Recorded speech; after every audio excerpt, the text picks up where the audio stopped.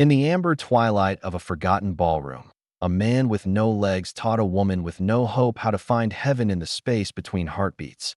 The war had stolen many things from Captain Buck Rollins, but it hadn't taken his hands. Those hands, calloused from rifle grips and gentle as morning rain, now gripped the wheels of his chair with the same determination that once guided cavalry charges through Confederate smoke. The ballroom of the Sinclair estate stretched before him like a battlefield he'd never learned to navigate, its polished marble reflecting the ghost of the man he used to be. "You're late," came a voice from the shadows. Sterling Beauregard stepped into the dying light, her silk dress the color of dried blood rustling against the silence. She moved with the careful grace of someone who'd learned that every step might be her last, a lesson the war had taught them all, in different ways. "Time moves differently now," Buck replied, his voice carrying the weight of 3 years spent, learning to live at wheelchair height. "Everything's lower." She almost smiled. "Almost. Father says you were the finest dancer in all of Virginia, before. The word hung between them like gunpowder smoke. "Your father says many things. Most of them lies wrapped in silk and bourbon."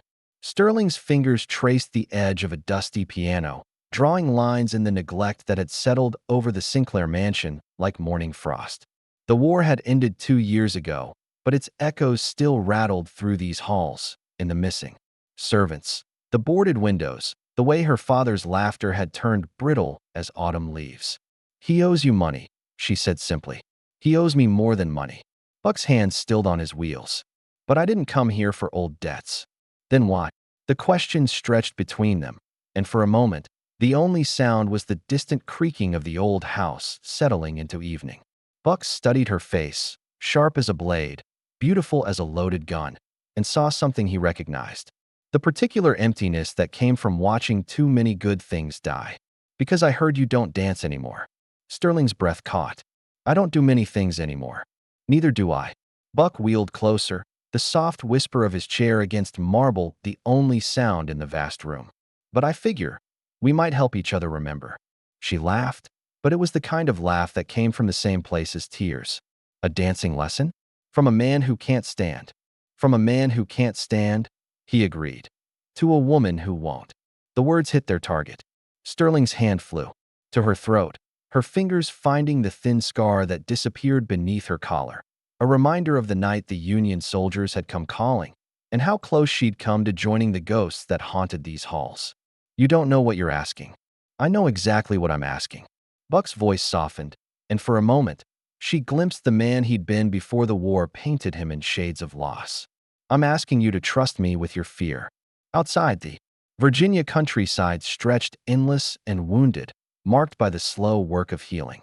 But here, in this forgotten ballroom where cobwebs caught the last light like silver threads, something else was beginning. Sterling walked to the center of the room, her heels clicking against marble like a military drum. She stood where hundreds of couples had once spun through waltzes and reels, where laughter had filled the air like champagne bubbles. Now it felt like standing in a graveyard. "I don't remember how," she whispered. Buck wheeled to face her, his chair positioned where a partner might stand. "Neither do I. But I remember why."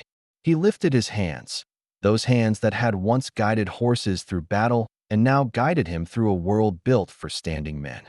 His palms were up, open, waiting. "Dancing was never about the feet," he said. "It was about the space between bodies. The conversation that happens without words. The trust that says, 'I'll catch you if you fall.'" Sterling stared at his offered hands, and something in her chest cracked open like ice in spring. "What if I step on your—" She stopped, color flooding her cheeks. "What if you do?" Buck smiled, and it was the first real smile she'd seen from him. "What if you stumble? What if I don't know how to lead from down here? What if we both fall apart trying?" The silence stretched, filled with the weight of all their broken pieces. "What if we don't?" she whispered. She reached out, tentative as a deer approaching water, and placed her hands in his. His fingers closed around hers with surprising strength, and she felt something she'd forgotten existed, the possibility of being held. "Now," Buck said, his voice dropping to barely above a whisper, "close your eyes and remember what it felt like to fly." Sterling's lashes fluttered shut, and in the darkness behind her eyelids, she could almost hear the ghost of a waltz beginning to play. Buck's hands guided hers in a slow circle, teaching her the language of movement that had nothing to do with legs and everything to do with the soul's desire to soar. But as they began to sway in the dying light, neither of them noticed the shadow that had fallen across the ballroom window, or the way it lingered, watching, before disappearing into the Virginia night. What neither Buck nor Sterling knew was that some debts demand payment in more than money, and some ghosts refuse to stay. Buried, the shadow belonged to Montgomery Ashcroft, and he'd been watching the Sinclair estate for 3 days now, waiting for exactly this moment. From his position behind the oak tree that had sheltered Confederate sharpshooters during the Siege of 64, Montgomery could see straight into the ballroom where Buck Rollins was teaching Sterling Beauregard how to dance without dancing. The irony wasn't lost on him. A cripple and a broken bell, clinging to each other like survivors of a shipwreck that Montgomery's own legs worked just fine. Thank you very much. What didn't work was his patience he'd ridden hard from Richmond with. News that would shatter whatever fragile peace Buck thought he'd found in this crumbling mansion. The Union Army might have declared the war over, but some battles never ended. They just moved to quieter battlefields, fought with ledgers instead of rifles. Inside the ballroom, Sterling was learning that dancing was indeed about more than feet. Feel the music in your chest, Buck murmured, his hands guiding hers in slow, deliberate movements. Every waltz begins with a heartbeat. There was no orchestra, no violin's sweet cry or piano's gentle whisper. But in the space between their joined hands, something like music was being born. Sterling's eyes remained closed, her breathing gradually matching the rhythm Buck set with his palms, a 3-count pulse that seemed to rise from the very floorboards. I can almost hear it, she whispered, wonder creeping into her voice like sunrise through shuttered windows. That's because you're not listening with your ears. Buck's voice carried the warmth of a man remembering how to hope. You're listening with your bones. Sterling's feet began to move, tentative at first, then with growing confidence. She stepped forward, back, to the side, letting Buck's hands telegraph the movements before her body followed. It was like learning a new language, one spoken in pressure and release, in the space between intention and action. My father used to say I danced like a butterfly in a hurricane, she said, her eyes still closed. All flutter and no substance. Your father, Buck replied, his voice taking on an edge, never learned to see past the surface of things. The mention of Beauregard T. Sinclair sent a ripple of tension through the room. Sterling's eyes snapped open, and she saw something dangerous flicker across Buck's face, a shadow of the cavalry officer who'd once led charges against impossible odds. What did he really do to you? She asked quietly. Buck's hands stilled. For a moment, the only sound was the distant rumble of thunder, a summer storm building over the Blue Ridge Mountains. He made promises he couldn't keep. To my men, to their families, and to you. I was the fool who believed him. Buck's voice carried the weight of coffins and empty beds, of letters that would never be written to mothers and wives. Your father convinced me to lead my company into what he swore was a strategic retreat. Said there'd be Union gold waiting, enough to outfit the whole regiment for winter. Sterling's face had gone pale as bone china. There was no gold. There was an ambush. Buck's hands found his wheels, gripping them like a man drowning. 37 good men rode into that valley. 3 rode out. And I woke up in a field hospital, learning that my legs were buried somewhere in Virginia dirt along with my faith in pretty words. The silence stretched between them like a chasm. Outside, the storm was drawing closer, and with it, the shadow of Montgomery Ashcroft, who'd heard enough through the open windows to know his moment had come. I should go, Sterling said, her voice barely above a whisper. Should you? Buck's eyes found hers, and she saw in them the same desperate hunger she felt clawing at her own chest. Or are you running again? I don't run. No, Buck agreed, wheeling closer. You hide. Behind silk dresses and polite smiles and the kind of distance that keeps people from seeing the real you. Sterling's hand flew to her throat again, finding the scar that marked her own brush with death. You don't know me. I know you stopped dancing the same night you got that scar. Buck's voice was gentle now, but relentless. I know you wake up screaming and pretend it's just dreams. I know you stand at your window every night, looking toward the cemetery where your brother's buried, wondering why you lived when he didn't. Each word hit like a physical blow. Sterling staggered backward, her carefully constructed walls crumbling like morning mist. Stop. I know, Buck continued, his voice breaking with compassion, because I do the same thing. Every night, I sit at my window and count the stars, trying to remember the faces of the men who died because I trusted the wrong person. Thunder crashed overhead, and the first drops of rain began to spatter against the ballroom windows. In the distance, a horse whinnied, closer than it should have been, considering the nearest road was half a mile away. Someone's coming, Sterling whispered. Buck's head snapped toward the window, his soldier's instincts still sharp despite everything. Get away from the glass. But it was too late. The ballroom door burst open with a crash that echoed through the mansion like a gunshot. Montgomery Ashcroft stood in the doorway, rain dripping from his coat, his eyes wild with the fervor of a man who'd ridden through hell to deliver bad news. Well, Montgomery drawled, his voice carrying the honey-thick accent of old Richmond. Money. Captain Buck Rollins, the hero of Shiloh. Or should I say, the fool of Shiloh. Buck's hands moved to his chair wheels, positioning himself between Montgomery and Sterling. You're not welcome here, Ashcroft. Welcome. Montgomery laughed, stepping into the room like a predator entering a clearing. I'm not here for welcome. I'm here for justice. Sterling pressed herself against the piano, her fingers finding the keys in an unconscious search for comfort. A single note rang out, high, clear, and somehow mournful. Justice. Buck's voice was deadly quiet. That's rich, coming from a man who sold information to both sides. Montgomery's smile was sharp as a blade. The only thing I sold was truth. And the truth, my crippled friend, is that your war debt just came due.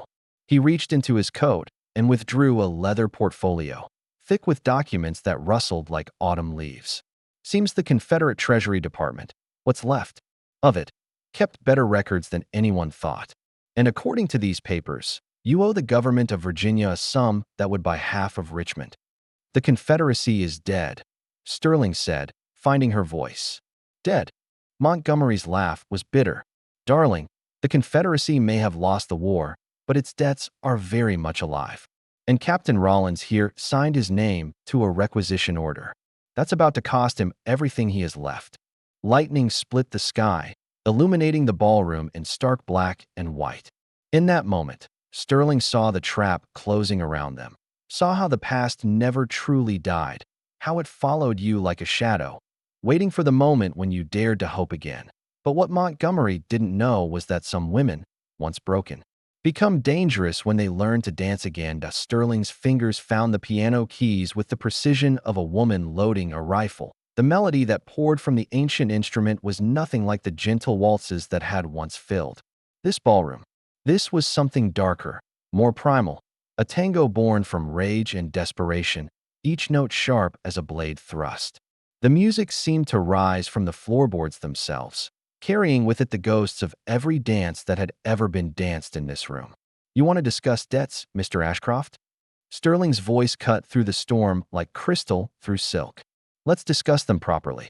Montgomery's confident smirk faltered as Sterling rose from the piano bench, her movements fluid as water, dangerous as fire.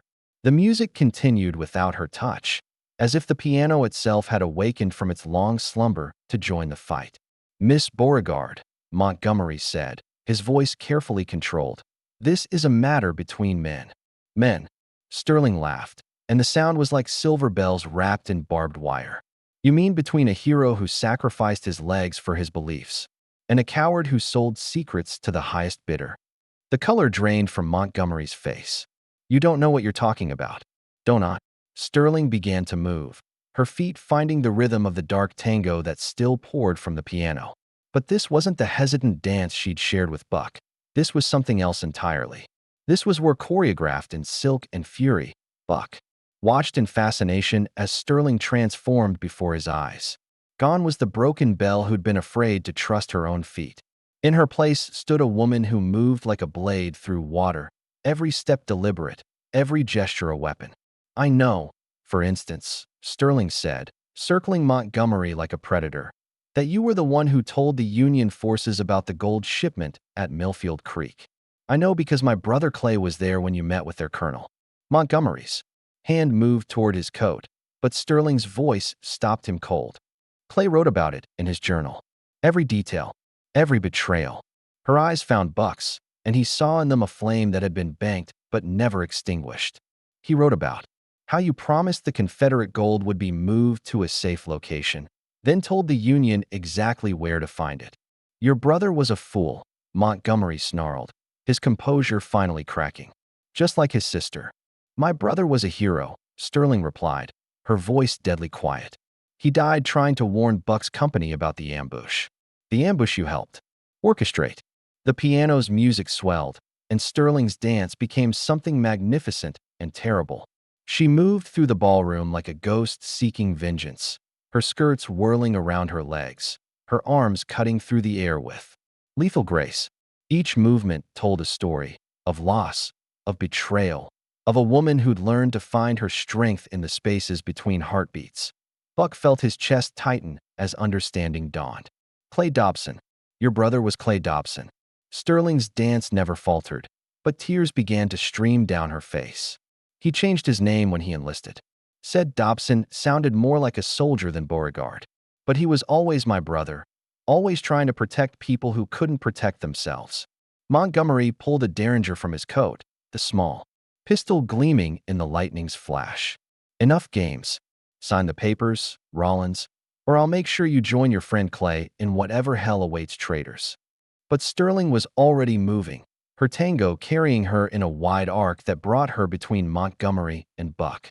The music from the piano reached a crescendo, and in that moment, she understood something that had eluded her for years. Dancing wasn't about following someone else's lead, that it was about finding your own rhythm in the chaos.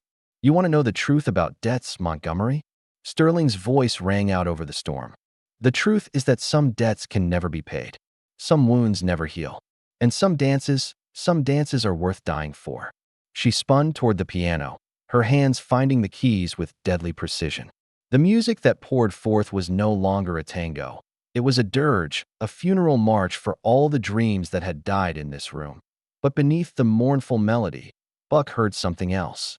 A rhythm. A code. Sterling was playing in Morse code. Her fingers spelled out words against the keys, and Buck's trained ear caught the message. G-U-N-N, D-R-A-W-E-R. Buck's eyes flicked to the ornate writing desk in the corner of the ballroom, its brass fittings gleaming in the storm light. Of course, old Beauregard had always been paranoid about Union raids. He'd have hidden weapons throughout the house. You're quite the musician, Montgomery said, his gun still trained on them. But music won't save you, won't it? Sterling's fingers never ceased their deadly dance across the keys. Music saved me once before. The night the soldiers came for me, I was playing piano in the parlor. The music covered the sound of my brother loading his rifle in the next room. Montgomery's eyes narrowed. Clay never had time to load anything. We made sure of that. We. The word escaped Sterling's lips like a prayer and a curse combined. The Union paid well for information about Confederate sympathizers, Montgomery said, his mask finally slipping completely. Your brother was worth almost as much as Rollins here. The truth hit the room like a physical blow. Montgomery hadn't just betrayed Buck's company. He'd betrayed Sterling's family, led the soldiers to their door, orchestrated the attack that had left her scarred and broken. Sterling's music stopped abruptly, the silence more deafening than thunder. You killed him, she whispered. I killed a lot of people, Montgomery replied. It's what war does. It makes killers of us all. But Sterling was no longer listening. Her eyes had found Buck's, and in them, he saw something that made his blood run cold. She was going to do something desperate, something that would save him and destroy her. No, Buck said quietly, understanding her intention. Sterling, no. She smiled, and it was the most beautiful and heartbreaking thing he'd ever seen. You taught me to dance, Buck. Now let me teach you something. She rose from the piano bench like a woman walking to her execution, her movements suddenly graceful as a swan's. You taught me that dancing was about trust, about catching someone when they fall. Sterling, sometimes, she said, her voice carrying the weight of all the women who'd ever loved soldiers bound for war. The only way to catch someone is to fall first. She began to dance toward Montgomery's gun, and Buck realized with dawning horror that some lessons can only be learned once. That Buck's hands found the wheels of his chair with the same desperate speed they'd once found his sword hilt at Gettysburg. Sterling moved toward Montgomery's gun like a woman dancing with death itself, each step deliberate as a prayer, graceful as a goodbye. The storm outside had reached its peak, rain lashing against the windows with the fury of 1,000 battle drums. But inside the ballroom, time seemed to slow to the rhythm of heartbeats and held breath. "You think dying for him will make you a hero?" Montgomery's voice cracked like a whip. "Your brother thought the same thing, right before I put a bullet in his chest." Sterling's dance never faltered. If anything, she moved with even more purpose, her feet finding the marble floor with the sure steps of a woman who'd finally found her rhythm. Clay didn't die because he wanted to be a hero. He died because he couldn't let good people suffer for other men's greed. "Pretty words," Montgomery sneered, but Buck noticed his gun hand trembling. "Just like your father's pretty words about honor and sacrifice. Look where they got him, bankrupt and broken, selling his daughter's virtue to pay his debts." The insult hit its mark, but not the way Montgomery expected. Instead of crumbling, Sterling's eyes blazed with a fire that seemed to illuminate the entire room. "My father made his choices. I'm making mine." She spun in a perfect pirouette, her silk dress billowing around her like smoke. And in that moment, Buck saw something that made his soldier's heart swell with pride and terror. Sterling wasn't dancing toward death.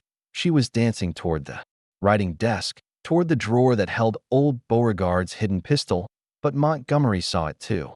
"Clever girl," he said, swinging his derringer toward the desk. "But not clever enough." The shot exploded through the ballroom like thunder made manifest, with splinters flying as Montgomery's bullet shattered the desk drawer. Sterling stumbled, her dance broken, her hopes scattered like the debris now covering the marble floor. "Did you really think I'd fall for such an obvious trick?" Montgomery's laugh was ugly, triumphant. "I've been watching this house for days. I know every hiding place, every secret your precious daddy thought he'd kept." Buck's hands moved too, his chair's wheels, but Montgomery's gun swung back toward him with practiced ease.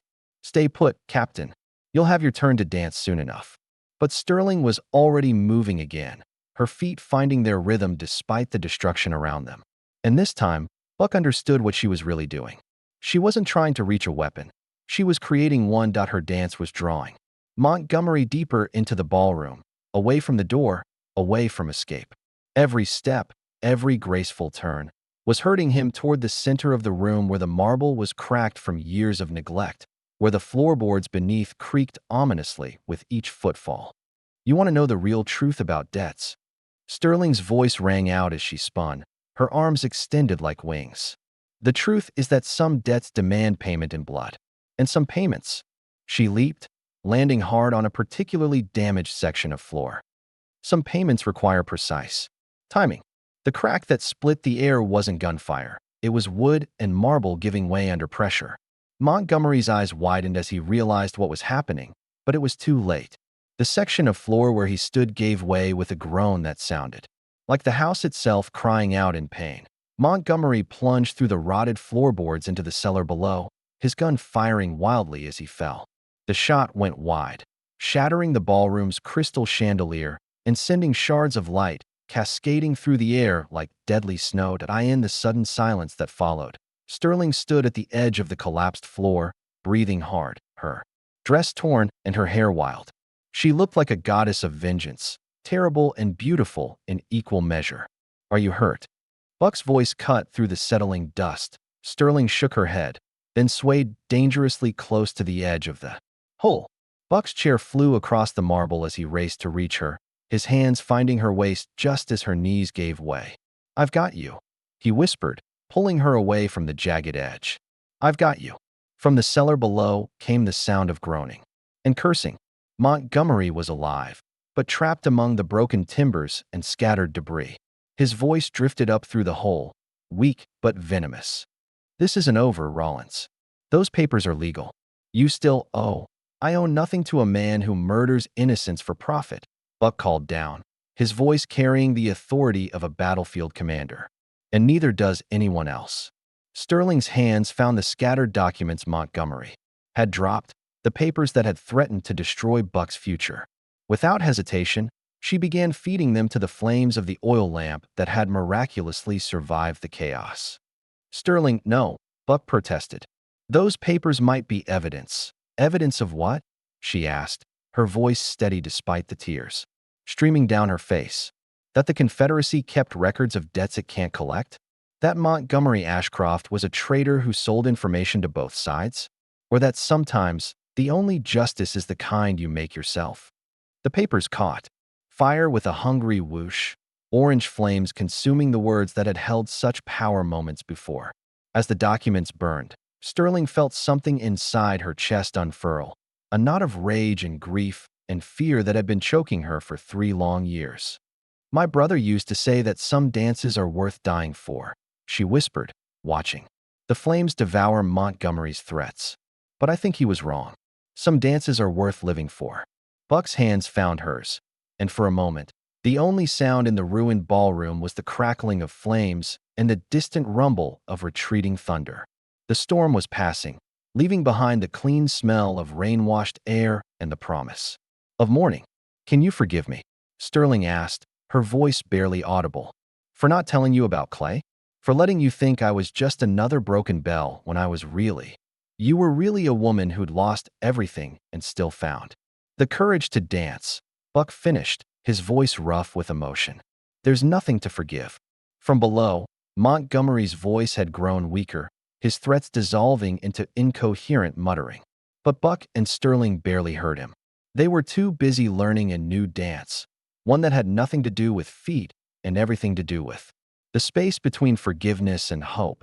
But as dawn approached, neither of them noticed the second set of hoofbeats approaching through the rain, or the way the morning light caught the gleam of approaching cavalry sabers.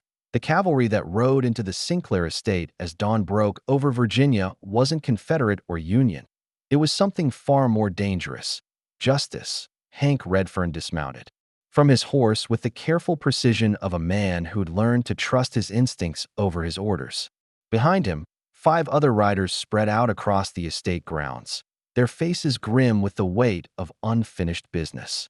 They wore no uniforms, carried no flags, but the star-shaped badges pinned to their coats spoke of federal authority and long-delayed reckoning.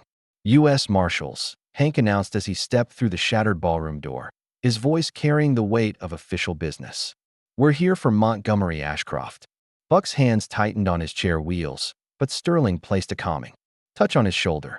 He's down there, she said simply, gesturing toward the hole in the floor. Alive, but not particularly well. Hank peered into the cellar, where Montgomery's voice had dwindled to occasional groans and creative profanity. Mr. Ashcroft, you're under arrest for treason, murder, and conspiracy against the United States government. About time, Montgomery's voice drifted up weakly. I've been waiting down here for hours. Actually, Hank said, consulting a leather-bound notebook, you've been waiting for 3 years. That's how long it took us to follow the trail of your treachery from Richmond to Atlanta to here. Sterling stepped forward, her chin raised with the dignity of a woman who'd learned to dance with her demons and won. What will happen to him? Trial in Richmond, Hank replied. Though with the evidence we've gathered, it'll be more of a formality. Montgomery Ashcroft sold information that got good men killed on both sides of the war. That's not politics, that's murder. As the marshals worked to extract Montgomery from the cellar, Buck found himself studying Sterling's face. The woman who'd entered this ballroom as a broken bell had been transformed by fire and fury into something magnificent, a phoenix who'd learned to rise by teaching others to soar. What happens now? She asked quietly. Now, Buck said, his voice carrying a note of wonder. We dance. Sterling's eyebrows rose. Here? In this destroyed ballroom. Especially here. Buck's hands found hers, and she felt the familiar electricity that had sparked between them from the very beginning. This is where we learned that dancing isn't about having perfect floors or perfect music or perfect legs. It's about finding your rhythm in the ruins. The marshals had rigged a pulley system to haul Montgomery from the cellar, but Buck and Sterling barely noticed. Their attention was focused on each other, on the space between heartbeats where all the best dances were born. I don't know if I remember how, Sterling whispered. Neither do I, Buck admitted. But that's what makes it an adventure. He guided her hands to his shoulders, then placed his own hands at her waist. They began to move, not in any formal dance, but in a rhythm that belonged uniquely to them. Sterling's feet found their steps while Buck's hands provided the guidance, the connection, the trust that turned movement into magic. Around them, the destroyed ballroom seemed to come alive. Dust motes danced in the morning sunlight streaming through the broken windows. The shattered chandelier caught the light and threw rainbows across the cracked marble. Even the hole in the floor seemed less like destruction and more like possibility. A reminder that sometimes you had to break things down completely before you could build them back up stronger. You know what I realized? Sterling said as they swayed together, her voice soft with discovery. What? The tango isn't just about the steps. It's about the space between them. The moment when you're falling and you trust that someone will catch you. The pause before the turn.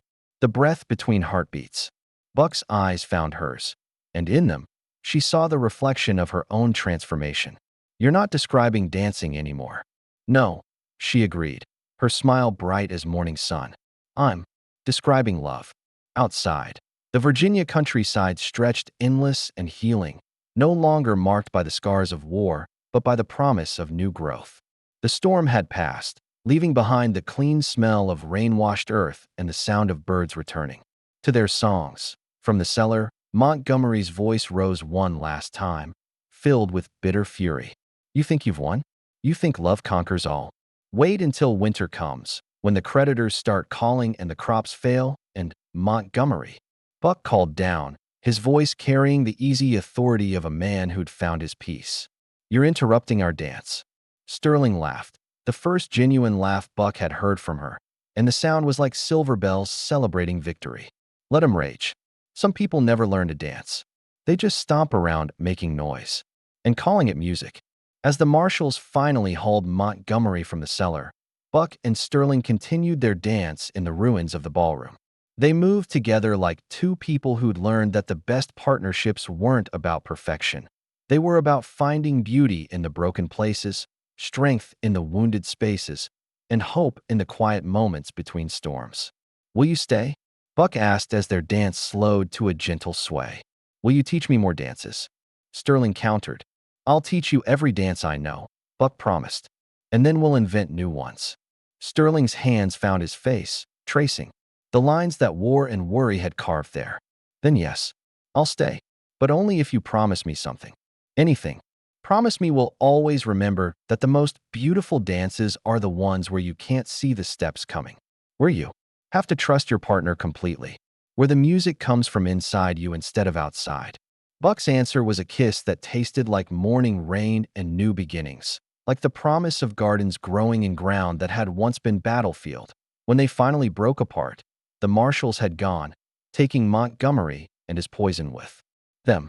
The ballroom was quiet except for the gentle whisper of wind through broken windows and the distant sound of church bells calling the faithful to Sunday service. Ready for the next dance?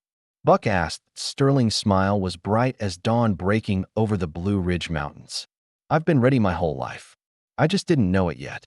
And so they danced, a man who'd lost his legs but found his soul, and a woman who'd lost her way but found her courage, in a ballroom that had been broken and made beautiful again, to music that played only in the space between heartbeats, where all the best love stories begin. If this story moved you, leave a comment below and share with someone who needs to remember that the most beautiful dances happen when we learn to trust each other with our broken places. Don't forget to subscribe for more stories of love conquering all the odds. And speaking of dancing through life's challenges, tell us in the comments, where are you watching from today?